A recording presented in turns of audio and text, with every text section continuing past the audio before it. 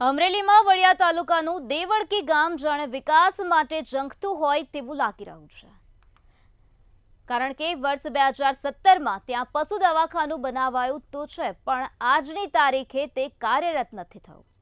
માલધારીઓના પશુઓને સરળતાથી સારવાર મળી રહે, પણ તેની જગ્યાએ આ પશુ દવાખાનું અસામાજિક તત્વોનો અડ્ડો બની ગયો છે।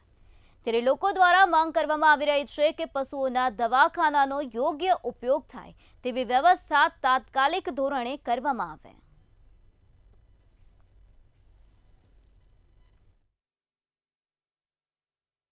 આ પશુ દવાખાનું બન્યું પરસોત્તમભાઈ સોલંકી અહીંયા આવ્યા હતા જ્યારે તેઓ મંત્રીશ્રી હતા, પશુપાલન મંત્રી, ત્યારે તેમને અમને દવાખાનું આપેલું એ 2016ની અંદર, અને 2017ની અંદર આ કામ પૂરું થયું। ત્યાર પછી તમે જોયું એમ અત્યારનું આધુનિક દવાખાનું કે જેમની અંદર તમે જોયું કે અંદર ખૂટિયા અને કોઈ પણ એવા માણસો કે બધું અહીંયા હાવ અત્યારે એમને એમ છે રફે દફે, અને અમે પણ હવે થાકી ગયા છીએ ભાઈ રજૂઆત કરી કરી।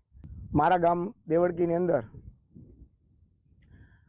આ પશુ દવાખાનું કે એની અંદર અસામાજિક તત્વો અને ઢોર ઢાકર રહે છે એવું પશુ દવાખાનું અત્યારે સરકારને રજૂઆત કરવા, સરકારી પશુ દવાખાના અધિકારીઓને રજૂઆત કરવા છતાં પણ એ લોકો એવું કહે છે કે ભાઈ અમારી પાસે આની પૂરી ગ્રાન્ટ નથી।